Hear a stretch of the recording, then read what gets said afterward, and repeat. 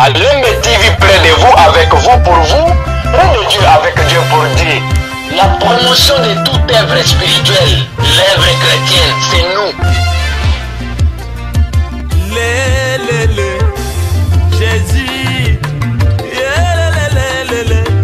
Papa Bano, mon bâtel ya solo, ezalide yo ya ya e. Na nyonso yo kosala wana mokili ya seo moninga nanga. Merci beaucoup de vous savoir nombreux. Et nous vous présentons nos gratitudes de voir combien vous vous êtes abonnés à Malembe TV pour suivre notre émission intitulée Les 7000 hommes. Merci beaucoup. Aujourd'hui, nous avons une surprise, un nouveau numéro avec la servante de Dieu que vous allez découvrir tout à l'heure là. Et nous vous disons, vous êtes bienvenus sur la chaîne Malembe TV, qui est une chaîne d'évangélisation. D'autant plus que nous allons parler de 7000 hommes. L'autre fois, on était en train de vous dire que 7000 hommes, c'est dans 1 Roi 19, 18. C'est là où le Dieu, le Père, a parlé avec Élie. Et il était en train de dire à Élie, toutefois, je pargnerai 7000 hommes qui n'ont jamais fléchi devant Baal. Aujourd'hui, actuellement, tout le monde veut être réserve, tout le monde veut être parmi les 7000 hommes, ce n'est pas mauvais. Mais tout au long de notre émission de cet après-midi, vous allez découvrir à travers notre émission, à travers la servante de Dieu, vous allez découvrir qui sont les 7000 hommes. Parce que les mamans se sont élevées aussi, ils ont dit qu'ils doivent servir l'Éternel. Bonjour maman. Bonjour. Merci. Téléspectateurs, na biso bat balandara Malembe TV au balandara 7000 hommes aux émissions na bango bali baye basoki ozana. Ok, merci. Babenginga na kombo a pasteur Sena Kawaya Dada. Naza mwasi ya apôtre. Mobali nanga kombo na apôtre Adolphe Kilangalanga Nyoma. Saint serviteur de Dieu. Nzamba sala ngolu pesa vision au babengi église puissance de la croix. Tu abrèges Kango EPC, mais tu es dans le monde anglophone, tu es Power of the Cross Church. Power of the Cross Church. Tu es à Kampala, tu es pasteur à mais par la grâce de Dieu, tu es dans l'église au niveau à Kisangani. C'est le pasteur Hélène Makonga qui dirige cette église avec le pasteur Serge qui sont là à Kisangani, à Kindu, même il y a le pasteur Vincent et le pasteur Timothée. On est aussi à Beni. À Beni, il y a le pasteur Laurent Mikassin, Tubangu et le pasteur André Nyoma sont là. Et ensemble, nous faisons l'œuvre de Dieu. Merci beaucoup. Si vous comprenez, pasteur Dada, qui est le pasteur de l'église Puissance de la Croix, Power of the Cross Church. Yeah. Le pasteur Dada, Azali Maman Yabatou Ebele, et nous a parlé à extension depuis Kisangani et jusqu'ici. Vraiment, on comprend que nous avons affaire à une femme du ministère. Yes. Maman, nous avons une question à poser par rapport à ce que d'autres serviteurs de Dieu disent aux femmes de Dieu. Donc, les femmes qui ont le ministère. Il y a un serviteur de Dieu, on entend à Komboté. Il dit souvent que Azalarana doute, il y a ministère, il y a moisi. Pourquoi? Il a donné ses raisons. Il a dit que la femme, sa foi n'est pas dure. Foi, il y a moisi, et ça dureté par rapport à Mobali, facilement à Kokikokwea, et puis il y a un scandale dans le ministère. Or, ça, notre mission, c'est 7000 hommes. Donc, quand Dieu dit que j'épargnerai, c'est-à-dire qu'il a trouvé que le bateau n'a pas épargné, et que même s'il y a des gens, si bagumba meli, et ça, bateau bagumba melangate, tenir bon jusqu'à la fin. Bon, voilà que le pasteur dit que lui, il ne croit pas à 100% dans le ministère Yabassi. Nous, c'est-à-dire à l'époque, dans la Bible, ancien, ou bien soit même dans le nouveau papa, Jésus comptait le genre avant de compter Bassité. Ce que tu comprends, tu as pour un problème ou un doute. Oui, pour nous, à cause de la raison personnelle, mais n'a pas ces raisons totalement. pona nini akoloba ke non kondima ya basi eza na dureté to eza na fermeté te. Ça c'est faux. Pour moi c'est faux. Pona nini soko tali ebele mibali ne bakoyaka mingi na masomo ke basi soki mwasi akomi na niveau akokoisa mbali na masomo to akoisa monde na kati ya masomo ce n'est pas que basi nyonso nde baza wana liboso avant que tango ya loi mwasi moko asalaka lisumu wana mais après mwasi babengi église ayi ko relever défi wana mwasi anayi ko baki non moi je suis prête ya kotelema pe kotelemisa ministère ya mwasi maman. Pour moi, je peux dire que moi si moi si ministère naïza ignoré tout moi si qu'on néglige ministère naï, c'est une femme qui s'ignore tout d'abord. Nakolo bangoeza moi si s'ignorer. Pour moi c'est ça na ba capacité. Ya kosala makambo au même on va la kosala témoin je peux le dire. Pour nanine, ce qu'on appelle n'importe à Jésus, les hommes étaient là présents, mais parce que kotala Yesu, Yesu avait besoin de beaucoup de choses, mais les hommes ne pouvaient pas le faire. C'est toujours basi na nos révélation. Et puis ceux qui basi lelo, ba comme on compte bango non, ba Eve salaka boye, Delila salaka boye. C'est par rapport na mission au Satan yebike au travers d'une femme, la femme a une puissance dans elle. En parlant même de ça, de Delila, Nassir, maman, en tout cas, nous avons affaire, nous, Malem TV, nous avons affaire à une femme de ministère. Vous voyez que même sa façon de répondre, il nous parle de révélation. Bon, maman, en parlant de Delila, vous êtes tombé juste dans la deuxième question, Nabiso, parce que nous vous rappelons que nous sommes parmi les 7000 hommes. Okay. Donc, le sont de personnes que Dieu a épargné, de vaillants, télémi actuellement pour nous saler la nzambe na makambo nyonso onzambe ba tout na katina ba onzamba ti katina ba ho.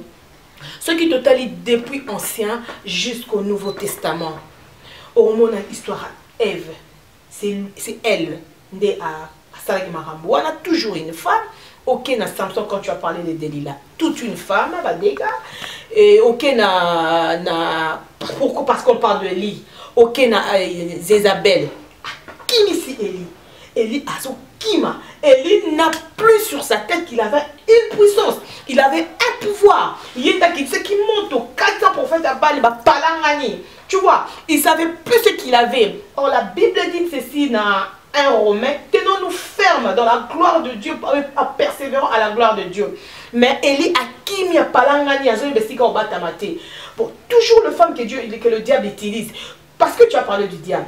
Et ceux qui, ok, sous plus, ma casse, c'est quand tu as lié ma caméra, na évangéliste Jean-Baptiste, tu vois qu'il avait problème à Kateke Moutou, Hérodias, la femme d'Hérode. Toujours les femmes que le diable utilise, Kobanda. Pour attaquer David à quoi il y a toujours là le femme. Donc, toujours le femme. Toujours les battés. La femme représente quoi? Na quoi so maman, moi si azaï que là mon onzamba considéra mingi. Moi c'est ça et que là mon onzamba pèse valeur ya mingi. Pour nga benga basi donc les cadettes de Dieu. Pour nzamba monaka o bolingo nanga nyoso ko vande pa na ye. Na silisa nanu ba o ba koleka. On besoin na makoki. Nzamba yebi que toi ba toi makasi. Tous on a pouvoir pour bouleverser le monde. Et Satan aussi laissé. Déplace le problème ça. Donc moi ça m'écoute on irait champ de bataille moko esika batumi balé à makasi. Ba ose la bituma na bango. Ozomona. Alors moi si auparavant, moi si au hasard rempli na Saint-Esprit, moi ça na za canal ya dégâts na kati ya monde. Moi ça na za na probabilité parce que dans il y a une puissance.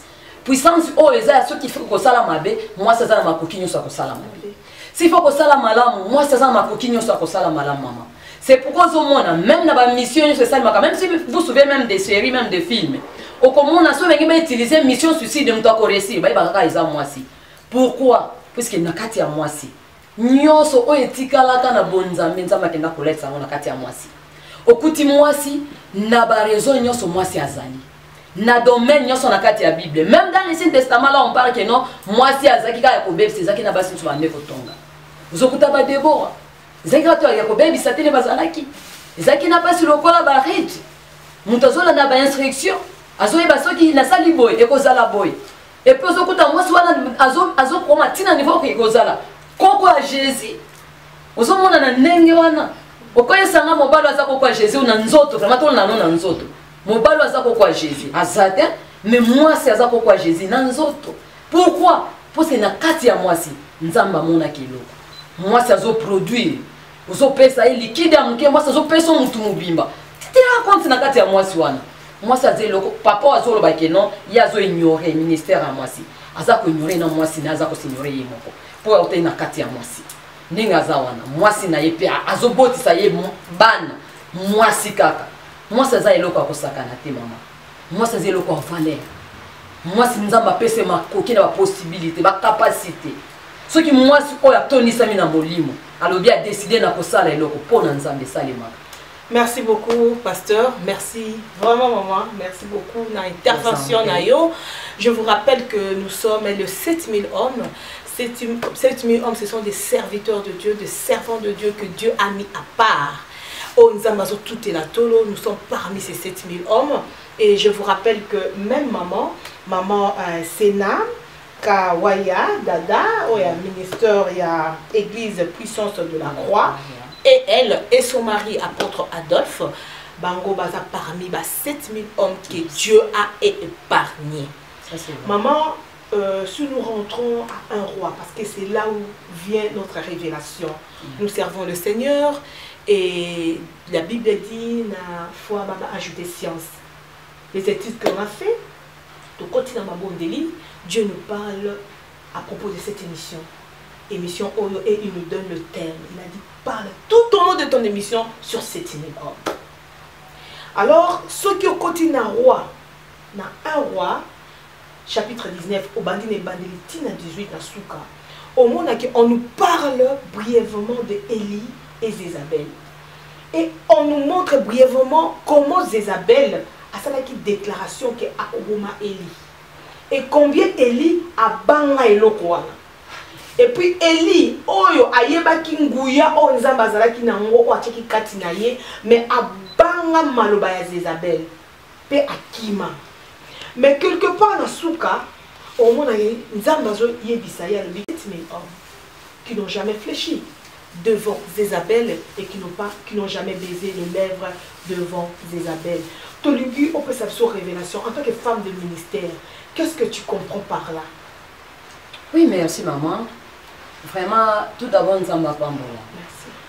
Mais émission, Nzamba Pesa révélation, il y a pour ça l'émission, vraiment, ils apprennent à sunga Batuebele.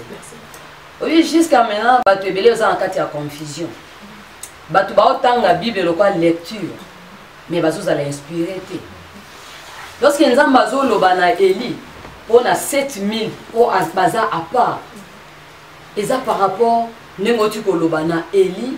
Nenge ayokaki mungongo ya mwasi abike no mwasi alobi il faut muto elebi mana nzoto na il faut eli lelo donc pema na esuka Eli ayebaki secret ya koyeba que mwasi azana pouvoir si elle décide peut faire tout d'abord Eli ayebaki eloko na bi mwasi basakana na ete mobali okozala na ba manière na ba façon oko gérer mais mwasi soki a décidé ko sala eloko akosala so masi alobi na lingi ndaku na ngai resira kaka so bibi na ngi faire échouer foyer oyo tokopanzana ekopanzana kaka soki mwasi alobi mboko o mobali na ngai azokamba na lingi mboko vraiment ezala boye ekozala mama mibali tomona bango na ba veste na ba pantalon na ba autorité mingonga makasi oui mais derrière mobali nyoso ya makasi mwasi ya makasi azaka na sima na ye so mwasi aza makasi ta miyebite ne mwasi azalaka azombi batama mwasi azomi yoka soni mwasi azomi sala or ke ayebite ke aza mwasi aza na valeur mo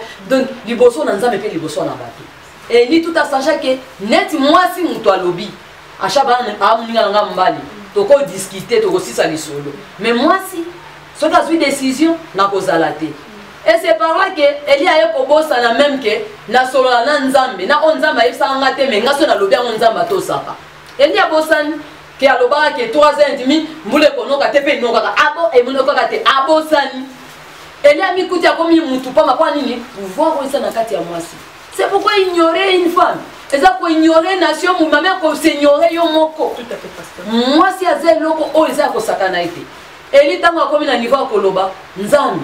Ce qui est sepelisa yo bomanga zwata molimo nanga po akomi ko raisonner azomona soki na se suicider na omona nzambe te za dia lisumu alors na supplier ka nzambe sa makoki apema nanga azwa po moi ça na ko s'affronter na yete pas ça n'importe qui te po ami yebi déjà moi soit na ya mi yebi ka za nani na za la décision na lingi ko sala na sali alors tant moi ya yebi ndele liswa ko supplier nzambe abi nzambe sunanga boma tangai pe ça lié mon côté so ko tali na bible même ezana Moïse a prié ka pe nzambe azwa molimo na ipona komona souffrance ya nturaka ye batu ndenge batse puis so ko tali na batu na mibali mingi ne baganga ka te basi bazaka le premier ko loba kuna twana kolia boye kuna twana sala boye lelo memi biso boye si akomi so eli amona Moïse amoni likamona batoyo eko simba te nzambe zwata molimo nanga ngam to na melisa ka bango panzi nanga te naza soki meilleur koleka liloba neza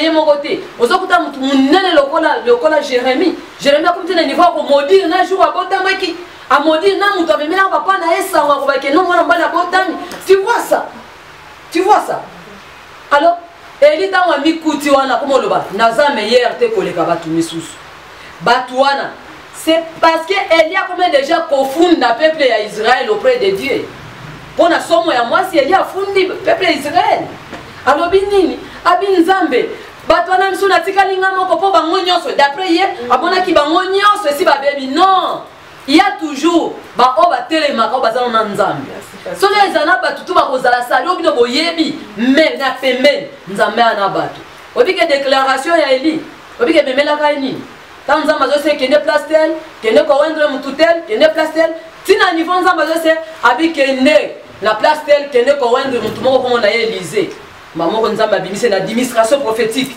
apesa ngona mutu musu pona somo moi si mama keba moi ça n'importe qui Eli tango lobaki ke les 7 tant nzambe azose Eli abi de 33 Eli kolobaka ngo sute ke natika linga moko na Israël okomi ko funda Israël pona somo moi so bosani ke ngana solana yo Eli obosani ke yoka mungongo nanga Jezabel atika ko ka mungongo nzambe te mais Eli abana ko mungongo na nzambe mais ko yeba ke moi si azanani Eli nzambe natika linga moko soki ko sepelisa nzambe vraiment sunanga zwa molimo nanga Eli nanzala nazo pesa omai nanzala nazo même nyamwa za empire waza na lokoso mais nazo simse biloko na yo akolia memelio okomi na kwa ko senga ngokufa Eli ami mona kike je suis resté donc ngande kaka na ndeko banga nzambe yebisi non il y en a encore na réserve na ngai batu baza.